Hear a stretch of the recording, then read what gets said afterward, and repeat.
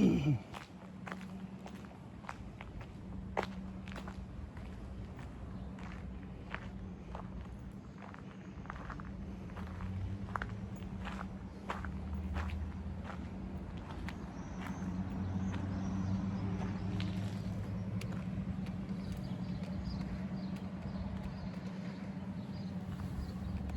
amis, bonjour.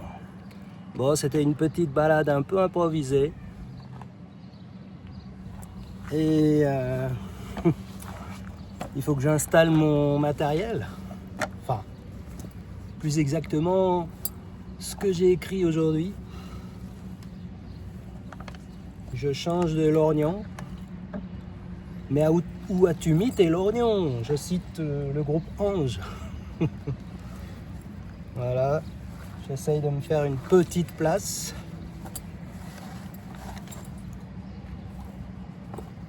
Hop. Là, avec l'âge, la vision, c'est pas le top, hein. Mais bon, je m'adresse aux éventuels jeunes qui m'écoutent, vous verrez. Des fois, comme ça, c'est mieux déjà.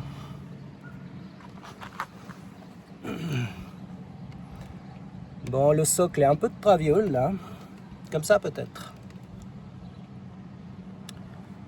Eh bien, chers amis, c'est l'épisode 8 du NIF 2025. Et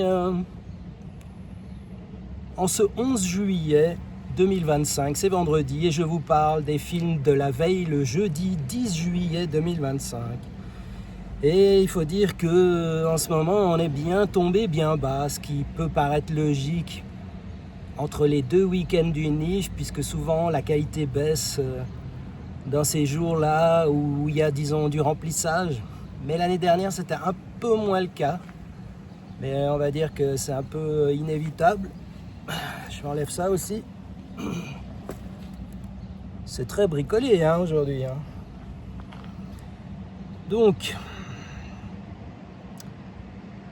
la rétrospective, il y avait une rétrospective hier qui s'appelle Le Club Zéro, un film de Jessica Hausner, une réalisatrice autrichienne. C'est un film de 2023. Et ce film, Club Zéro, ça nous parle d'une école un peu sélecte. Une nouvelle prof embauchée, mademoiselle Novak, qui va diriger ses élèves d'abord vers une nutrition de plus en plus réduite, par l'entremise d'un concept très fumeux, la manger en conscience. Alors il faut respirer, enfin c'est pas trop, même dans le film c'est pas très clair. Mais enfin bref, c'est un concept fumeux. Donc elle va d'abord diriger ses élèves vers une nutrition de plus en plus réduite jusqu'à prôner le jeûne total, puis la mort, vers le grand chemin entre guillemets. Donc ça rappelle le temple solaire hein, avec ces mouvements sectaires du type apocalyptique, avec Sirius et certains membres qui finissent brûlés. Ils se consument littéralement dans un imaginaire qui supplante le réel. Alors certes, j'en ai souvent parlé, le réel est peu intéressant. Moi, je m'y intéresse que de très loin, parce que ce sont toujours les mêmes mécanismes de foule et des mécanismes historiques. C'est un peu toujours la même chose. Et donc, ces élèves qui sont dans cette école sélecte, la majorité de la classe de cette chère mademoiselle Novak vont adhérer au trip et aller jusqu'à la mort. Et dans ce film, on parle d'une thématique importante, c'est celle de la nutrition. Qu'est-ce que l'on mange? Ce que l'on ingère, ce qu'on laisse entrer dans son corps, ou non. Cela recouvre l'image que vous avez de vous-même, de votre corps. Mais c'est c'est pas seulement ça, ça peut aller jusqu'à l'anorexie, qui concerne surtout statistiquement la population féminine. Il y a quelques représentants masculins, mais ça concerne surtout les dames et les demoiselles, malheureusement. Par exemple, la chanteuse du groupe The Carpenters est morte de ça alors qu'elle était très belle, elle était au sommet de sa gloire. Le groupe marchait très très bien, elle avait la richesse, la célébrité, ce qui vous explique que les mécanismes qui conduisent à l'anorexie sont bien sûr en grande partie inconscients. Et comme toujours dans ce paradigme, dans cette galaxie vaste, il y a de nombreuses hypothèses et de nombreux paradigmes explicatifs. Alors, je ne vais pas aller trop dans ce sujet, mais contrôler ce que l'on mange jusqu'à la mort, ça peut être fatal. Donc, chers parents, si vous avez des enfants qui commencent à aller, qui sont minces comme un clou, on peut être mince comme un clou si j'ose dire, et ne pas être anorexique, mais si vous percevez des signes qui vont dans le sens d'un contrôle de plus en plus serré de ce qui est ingéré, voire un jeûne total, alors inquiétez-vous. Il faut consulter un psychanalyste. Et seulement cette discipline. Tout le reste, ça ne servira à rien, à part la médication en hôpital, mais ça c'est pour le côté injection de sucre et de vitamines parce que la personne refuse de manger. Seule la psychanalyse peut sauver votre enfant de la mort. Donc c'est très important si vous avez un enfant comme ça. Alors bien sûr, il y aura des résistances. Mais il n'y a que cette discipline qui peut sauver votre enfant. Sinon, c'est la mort. Ça peut aller jusque-là. Il faut être clair à ce sujet. Donc le sujet anorexique jouit de son amaigrissement. Et en deuxième ressort, de mettre la pagaille déjà dans sa famille ou son entourage et dans le système de soins. Donc si on était vraiment jusqu'au boutiste et je m'en foutiste, on dirait à la personne, fais comme tu veux. Mais bon, peut-être que ça enlèverait. Alors bien sûr, on ne peut pas le faire. On est obligé de la soigner contre son gré. Mais peut-être que ça permettrait à une partie d'elle-même d'enlever cette jouissance de mettre la pagaille, de s'exclure de la vie, c'est la pulsion de mort. Ensuite, diverses théories tentent d'expliquer les rouages inconscients. Lacan nous dit le sujet anorexique, ce n'est pas qu'il ne mange pas, c'est qu'il ne mange rien. C'est très différent. Et derrière cela, il y a un problème de symbolisation du père, d'après Lacan. Et je rappelle le rôle essentiel du père, chez la fille comme chez le garçon. Il doit être présent et s'investir dans l'amour et l'éducation de son enfant. Sinon, ça peut amener de graves problèmes, dont l'anorexie par exemple. Donc la réalisatrice Jessica Hausner, on comprend bien qu'elle veut dénoncer le phénomène d'anorexie, disons, elle veut porter attention sur cette problématique d'une part et bien sûr dénoncer le côté sectaire, mouvement sectaire qui va dans des dérives qui vont jusqu'à la mort. Donc c'est louable. Par ailleurs, on voit que dès le début, elle utilise des jeunes gens dans son film qui sont très minces, voire très très minces, alors que théoriquement, on aurait pu s'attendre à des gens beaucoup mieux portants pour aller essayer d'aller vers plus de minceur. Mais enfin, bon, ça c'est pas encore trop grave dans son film. Mais ce qui est très agaçant dans son film, c'est qu'elle nous montre des pères aimants et présents. Donc, ça n'est pas très logique. On ne peut pas avoir un père aimant et présent et une jeune fille qui devient anorexique. Ça ne tient pas la route. Donc on voit qu'elle n'est pas versée dans ce genre de thématique et je comprends bien, hein, on ne peut pas s'intéresser à tout et la psychanalyse est très complexe. Moi-même, je n'en connais que quelques bases. Hein. Si vous creusez vraiment le sujet, c'est une vie entière d'études. Ou beaucoup d'années avant de prétendre maîtriser un peu le sujet. Moi, je tatouille, je maîtrisouille. Donc, il y a ça dans ce film, et puis surtout, il y a beaucoup de longueur. Et puis, beaucoup de longueur. Donc, son film, j'ai mis 3 sur 6, médiocre. Ça part d'une bonne intention, mais bon. Et le pire, c'est que c'est le meilleur film de la sélection d'hier, tellement c'était catastrophique et ennuyeux.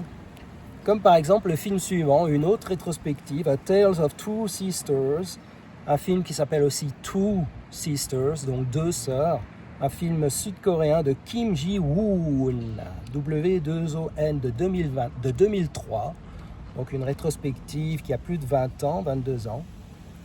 Et en ce temps-là, il y avait la mode de ces films asiatiques avec des fantômes en forme de fillettes ou jeunes filles, avec des cheveux longs qui cachent le visage et qui font peur, qui marchent comme ça inexorablement vers leurs victimes ou bien qui se dissimulent dans des commodes, des armoires, sous les lits, qui surgissent d'un peu partout. Là, vous aviez ces films The Ring, Ring 1, Ring 2, les remakes américains, Le Cercle 2. Il y avait Ju-on, autrement dit The Grudge. Il y a eu au moins 3 films. The Grudge, c'était bien, c'était vraiment sympa. J'ai bien aimé. The Ring aussi, bon, je préfère Le Cercle, la version américaine. Le premier était bien, le deuxième, du grand n'importe quoi. Donc, dans ce film, Two Sisters, un film sud-coréen, on a tout à fait ça, mais malheureusement c'est un film très lent, très contemplatif, quasiment sans musique. Donc ça, moi tout de suite, ça me heurte. Pour moi, la musique de film, c'est essentiel. Il en faut pour magnifier et booster le film, le porter à son pinacle, exploiter au maximum son potentiel. Donc un film contemplatif, très ennuyeux. Nous avons un père complètement à l'ouest de ce qui se passe entre ses 2 filles et sa nouvelle femme, puisque sa première femme est décédée. Et c'est très agaçant parce qu'il a l'air toujours d'atterrir sur la lune quand il parle avec une des 2 filles ou avec sa nouvelle femme, en disant mais qu'est-ce qui se passe? Puis elle s'entre-déchire pendant tout le film, jusqu'à aller même jusqu'à l'assassinat. Donc, ce film est vraiment... Donc, ce père a autant de psychologie qu'une paire de pantoufles. Donc, c'est très mauvais. Et c'est un ennui profond. 2 sur 6, insuffisant. Ensuite, nous avions encore un film de Cannes. Ah, le festival de Cannes, décidément. Mais c'est là que je devrais aller chaque année. Bon, alors il y a des limites au masochisme, hein, quand même. On peut être maso, mais bon, il faut quand même un petit peu s'octroyer des pauses. Mais au NIF, non, on a droit. L'année prochaine, peut-être, ce sera que la reproduction du festival de Cannes, hein, qui a lieu 2-3 mois avant. Au début du printemps. Nous, c'est le début de l'été et voilà, ils ont qu'à faire un copier-coller.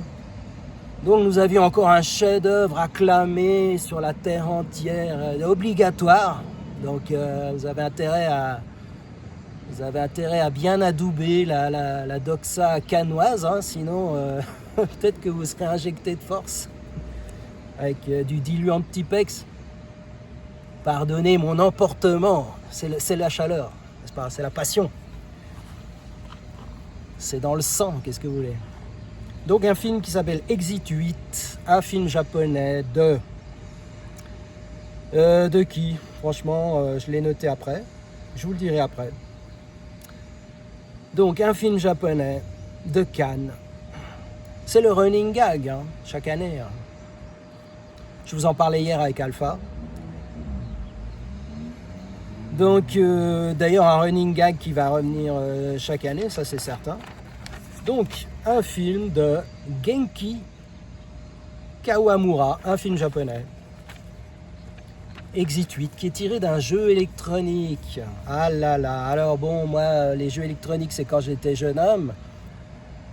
Quand j'étais enfant, il y avait déjà des jeux électroniques avec des petites plaquettes rectangulaires, avec des jeux comme ça, genre Donkey Kong, ou bien un jeu avec une pieuvre et il fallait attraper des poissons. On aimait bien déjà. Oui, il y avait aussi des boîtes. Alors là, il y avait la forme plate rectangulaire, mais il y avait aussi des jeux avec des boîtes, puis des petites manettes déjà, où il fallait cliquer dessus comme ça, avec des vaisseaux spatiaux qui dégomment, un vaisseau spatial qui dégomme des envahisseurs, des soucoupes volantes, voilà, des choses archi classiques. Ensuite, il y a eu les jeux d'arcade, Shinobi, etc., Mortal Kombat. Il y avait des jeux sympas, hein, avec par exemple un tank il fallait appuyer pour qu'il fasse des bonds au-dessus des mines, sinon il sautait, puis après ça se compliquait parce qu'en plus il était attaqué par au-dessus, donc il fallait tirer au-dessus tout en sautant. Bon voilà, quand vous avez 13 ans, 14, 15 et plus, c'est génial. Mais moi j'adorais surtout le flipper. Alors là j'ai connu des flippers Excalibur, Xenon, Kiss et j'en passe, des flippers vraiment excellents. Et c'est dommage, c'est devenu très très confidentiel. Donc c'est un jeu à la mode de 2024-25, Exit 8.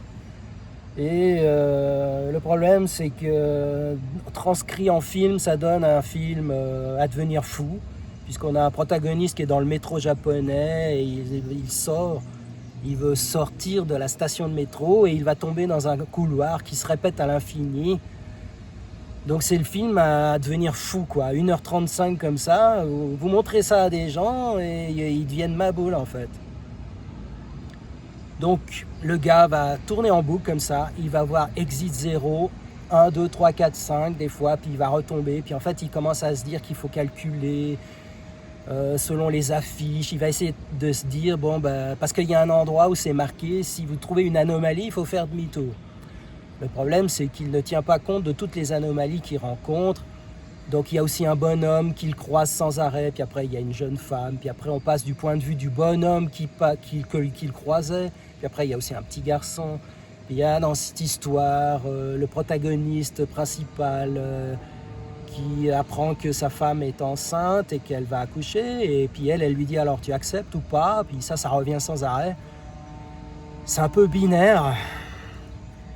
Mais bref, pendant 1h35, vous avez toujours le même couloir, donc c'est vraiment vain comme exercice. Ça va bien dans un jeu, peut-être, pour les jeunes gens qui vont s'exciter à essayer de trouver des anomalies, à savoir s'il faut revenir en arrière ou pas. Donc des fois, il revient en arrière, il arrive au 0, enfin au 1, puis après au 2, 3, 4. Puis après, il a fait une erreur, on ne sait pas laquelle, il retombe à 0, donc il en perd la tête. Pareil, l'autre protagoniste. Bref, 1 sur 8, mauvais. Voilà, des films de Cannes. Faut vraiment qu'ils arrêtent. Gens du NIF, si vous par hasard vous tombez sur cette vidéo, arrêtez définitivement de programmer des films de ce festival extrêmement merdique, vous me passerez l'expression, extrêmement mauvais en qualité, avec des films nuls, ennuyeux, d'auteur. Moi je vous dis, je filme des armes pendant 1h30 et avec un personnage qui dit 3 mots, ou bien un œuf sur une télé, et puis je l'envoie à Cannes, on va me dire ah génial, extraordinaire, je vais avoir la Palme d'Or, c'est certain. Ah, il faut bien rigoler un peu. Hein. Et pour finir, alors l'apothéose, un film encore plus nul. Alors bon, certes mes camarades me l'avaient dit, mais bon, faut bien boucher les trous et passer le temps. Avec Hot Spring Shark Attack, un film japonais aussi de Merito Inoue. Donc c'est ce qu'on appelle du Z. Donc qu'est-ce que c'est que les films Z? Donc vous avez les films de série A, les films de série B. Donc le A est censé être mieux que le B. Sauf que, à mon avis, c'est très souvent l'inverse. C'est souvent le B qui est meilleur que le A. Bon. Et puis vous avez le Z. Alors le Z, c'est les films complètement bricolés avec 3 bouts de ficelle qui sont sur le Xème degré. Donc là, on a des requins en caoutchouc qui attaquent les gens. Et même là, déjà, j'en ai trop dit par rapport à ce qui est montré dans le film. Donc il y a des effets spéciaux à 2 francs, 3 francs 6 sous, même pas. Donc à la rigueur, dans ce genre de délire japonais, je préfère les séries d'époque, Bioman, Chariban, Capitaine Shredder, qui est de grande qualité, malheureusement pas disponible pour l'instant en coffret DVD ici, en Europe. Ben, quand vous regardez ça, ou bien Sankukai, c'est un chef-d'œuvre. Quand vous regardez ça, ben même les effets spéciaux d'époque, et même si là aussi il y a du 2e, 20e degré, c'était 100 fois mieux que ce Hot Spring Shark Attack. Donc 0 sur 6. Bon, alors les Z, si vous voulez un Z qui tienne la route, faut voir Street Trash, des histoires de clochards qui explosent suite à une boisson peu recommandable qui les fait exploser. Ça, c'était un bon Z. Ou bien éventuellement les Toxic Avengers, mais ouais, bon. Moi, je suis pas très amateur de films Z. Il y a des gens qui adorent ça, qui regardent que ça. Même des fois en s'enivrant pour augmenter l'effet burlesque. Bon, ça, c'est des trucs d'ado. Donc voilà, 0 sur 6.